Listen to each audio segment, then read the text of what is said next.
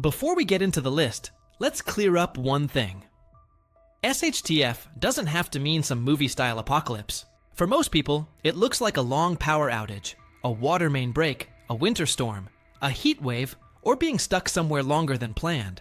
And that's exactly why this video is about tools that actually get used, not overpriced tactical junk that lives in a closet.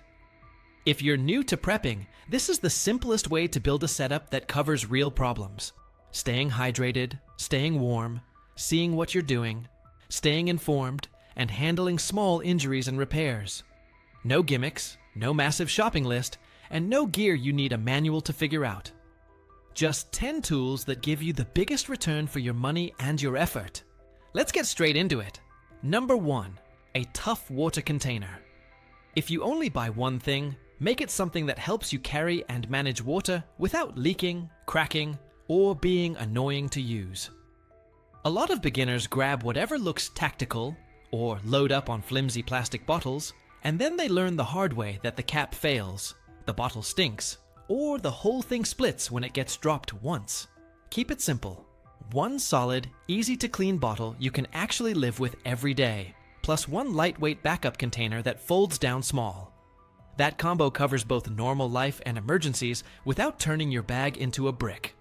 A wide mouth container matters more than people think because it's easier to fill from a shallow stream, a sink with low water pressure, or even a rain catch. It's also easier to clean, and in a real situation, easy to clean is a big deal because funky bottles turn into germ hotels fast. Another thing beginners miss is that you want something you can open and close with cold hands, tired hands, or shaking hands. Fancy lids and complicated spouts look cool until you're stressed and fumbling in the dark. Also, don't fall for the idea that you need a giant tank on your back 24/7. Most people aren't hiking across a wasteland. You're more likely dealing with a storm outage, a broken water main, a boil water notice, or getting stuck somewhere longer than expected. A sturdy bottle and a backup collapsible bag or pouch keeps you flexible. You can fill up when water is available, carry enough to move around, and you're not locked into one awkward system. The money-saving move here is skipping survival-branded bottles and going for proven, boring reliability. If it's easy to clean, doesn't leak, and you'll actually keep it with you, it's the right one. Number 2, water purification you can trust. Once you can carry water, the next problem is making it safe. This is where people waste the most money buying random gadgets they never test. The goal isn't to own 10 different methods. The goal is to have one main method you understand, plus one backup that's simple. For most people, the practical choice is a portable filter as the main method, because it's fast and doesn't depend on perfect conditions. You're not trying to become a scientist out there. You're trying to avoid getting sick when you can't afford to get sick. A decent filter handles the everyday gross stuff problem. Dirt, tiny organisms, and the kind of contamination that turns a sip of bad water into a miserable next 3 days. The backup method can be purification tablets or drops made for outdoor and emergency use because they're light, cheap, and easy to stash in a drawer, car, or bag. Here's the part people don't like hearing. No tool makes bad water magically perfect. Filters and treatments have limits, and some water sources can be contaminated with chemicals or fuel runoff that you should avoid if you can. That's not fear talk, it's just reality. So the smart approach is layered. Pick the cleanest source you can, filter it, and use a backup method when you're unsure or when the filter is damaged or clogged. Also, remember that safe isn't only about germs. Even when the water won't make you sick, it can taste so bad you stop drinking enough and dehydration sneaks up on you. Some filters include a carbon stage that helps taste and smell, which can make it way easier to stay hydrated. This is one of those tools you should actually practice with ahead of time, at home, calmly, with the instructions in front of you, so you're not trying to learn it when you're stressed. Buying a good filter once beats buying 5 cheap ones that you don't trust. Number 3, a headlamp, not a flashlight. Light sounds boring until you lose it. The moment the power goes out, your phone becomes your flashlight, and suddenly you're burning your battery just to find socks or check a fuse box. A headlamp fixes that instantly because it keeps both hands free, and hands-free is the whole game in a real situation. You can carry water, hold a kid's hand, open a door, dig through a bag, cook, clean up a spill, or do basic first aid without doing that awkward chin flashlight thing. People also underestimate how much a simple light lowers stress. Darkness makes everything feel worse. A little bit of light gives you control back. When you pick one, focus on comfort and battery common sense. You want something that doesn't squeeze your head like a headache machine, and you want batteries you can realistically keep on hand. Some people love rechargeable packs. Some people prefer standard batteries they can swap fast. Either way is fine as long as you plan for it. The beginner mistake is buying a super bright, blinding light with 20 modes and a button sequence that feels like cracking a safe. You don't need a light show. You need reliable on-off, a low mode that doesn't wreck your night vision, and a brighter mode for quick tasks. Also, stash a small spare light in a predictable spot, like the same pocket every time, because the one time you need it, you won't want to dig around. This is one of the cheapest upgrades that has an immediate payoff in normal life too. Walking the dog at night, checking the backyard, finding something under a seat, dealing with a flat tire. It's not glamorous, it's just incredibly useful. Number 3. What changed in the latest report? Now let's talk numbers, because the latest COMEX Silver depository stats are not subtle. The report dated January 9th, 2026, showing activity from the prior business day, put total registered silver around 125.44 million ounces. On the same update, total COMEX silver inventories were around 442.148 million ounces. To put that in perspective, 125 million troy ounces is roughly 3,900 metric tons of silver. Also, troy matters. A troy ounce is about 31.1 grams, so these totals are real weight, not just trading jargon. What made people sit up wasn't just the totals, it was the flow. The update showed total inventories dropping by roughly 3.26 million ounces in a single day, while the registered category alone fell by about 1.7 million ounces. When you see a one-day draw that size, you're not looking at random noise. You're looking at coordinated logistics and/or coordinated reclassification. Zoom in, and the day gets even louder. Multiple major vault operators showed meaningful outflows. One breakdown of that day's activity showed about 595,000 ounces withdrawn from Asahi, roughly 622,000 ounces withdrawn from CNT, around 635,000 ounces withdrawn from HSBC, and about 1.29 million ounces withdrawn from the JP Morgan facility. On top of that, there were big, adjusted out-of-registered moves. In other words, silver that was marked as deliverable got reclassified away from the deliverable pool.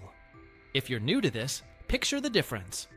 Withdrawals are like watching pallets roll onto a truck. Adjustments are like watching someone pull a "for sale" sign off a stack of bars and put it in a drawer. Either way, the market feels it, because the system has less metal ready to satisfy delivery demand at the posted price. And it wasn't a one-off. Just 2 days earlier, the warehouse stats showed another eye-catching event. Roughly 3.25 million ounces withdrawn in a single day, with 0 ounces received. When received is basically flat while withdrawn prints huge, it's a one-way street. This drawdown trend didn't start yesterday either. Analysts watching the daily reports have pointed out that withdrawals have been persistent since around October 2025, after inventories had built earlier in 2025. That context matters because it suggests this isn't just one delivery cycle quirk. It's a longer pull on the system. Number 4. Why registered shrinking hits harder than price spikes? A price spike is exciting.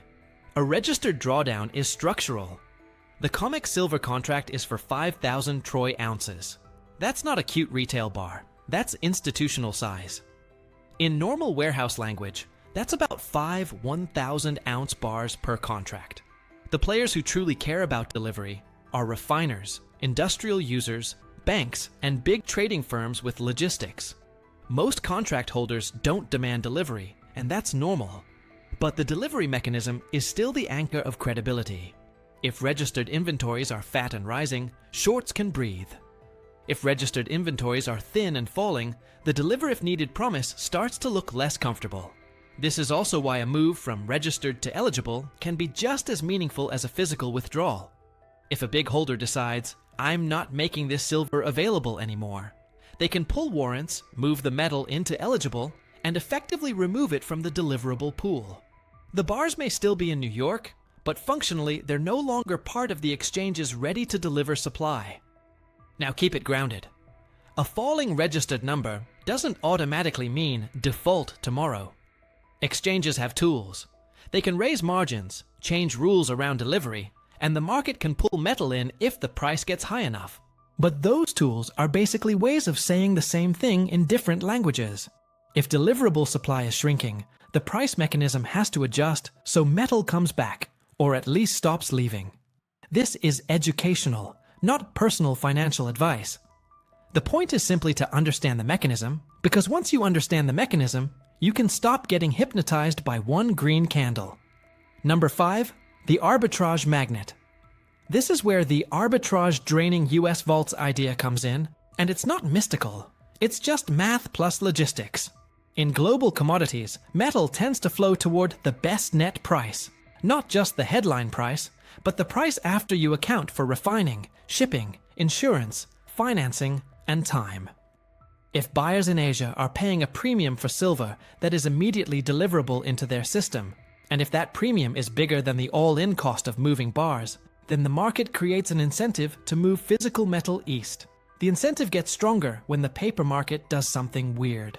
For example, early January commodity index rebalancing can force funds to sell futures because their benchmark rules changed, even if physical demand is still strong. That's a paper flow that can push prices around short term without changing the fact that real bars are being pulled from warehouses. So you can get this awkward situation where the screen price looks soft one moment, but the vault report still shows metal leaving. This is also why you can see mixed signals in the same week. A giant rally, then a sharp dip, then another rally. If the driver is partly index flows and partly physical tightness, it can look chaotic. The physical system doesn't care about the drama. It just responds to incentives and availability. The punchline is that arbitrage doesn't care about vibes. If the spread is wide enough for long enough, someone with the balance sheet and the logistics will try to capture it. And that someone is usually not a retail investor.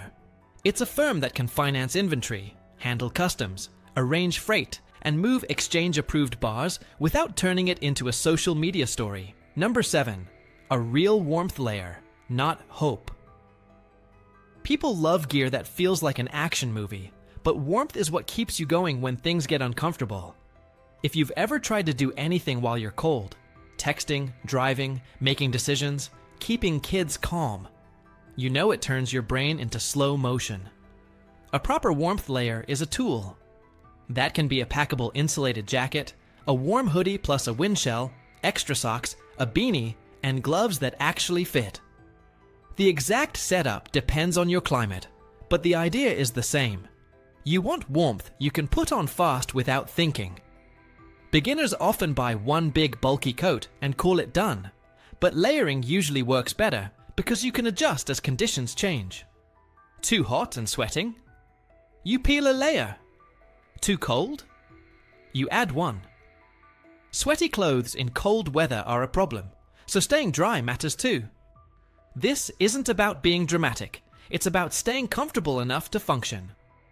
Another smart move is keeping an extra set of socks and a simple insulating layer in your car or bag, because wet feet or cold hands can wreck your day fast. If you want a single sleep and warmth tool for emergencies at home, a decent blanket or sleeping bag that matches your local winter is a quiet lifesaver during long outages. People sometimes underestimate how long a power outage can feel when you're shivering on the couch at 3 a.m. Warmth is also morale. When everyone is cold and cranky, little problems turn into arguments. When everyone is warm enough, you can actually work your plan. So instead of dropping money on flashy gadgets, put some of that budget into staying warm and dry. It's one of the most unsexy purchases that pays off over and over. Number 8, an emergency radio for real updates. When things get messy, rumors spread faster than facts. Your group chat will be full of "I heard," and "my cousin said," and that's not information you should bet your safety on. An emergency radio is a simple tool that gives you access to updates when the internet is slow, cell towers are overloaded, or your phone battery is precious. It doesn't have to be fancy. You just want something that can pick up local news and emergency alerts, and ideally it should have more than one way to run. Regular batteries, rechargeable, or hand crank as a last resort. The point isn't to sit there and crank all day. The point is having a backup when the usual options fail. This is especially useful for weather events, storms, wildfires, heat waves, where conditions change quickly and official updates matter. In a normal week, you might ignore alerts. In an emergency, you want to know what roads are closed, where warming or cooling centers are, whether water is safe, and what officials are actually saying. Also, communication isn't only about devices. A simple whistle can help you signal without shredding your voice, and a written card with key phone numbers can save you when your phone dies, or you can't log into accounts. That might sound old school, but old school works when batteries don't. This is another tool where you don't need to spend a fortune. You need reliability and a quick habit. Test it once in a while, keep fresh batteries if it uses them, and store it where you can find it in the dark.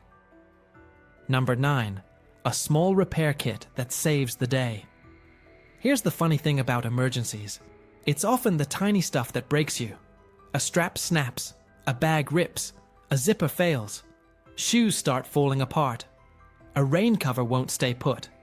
None of that sounds dramatic, but it turns into stress fast because it steals time and energy.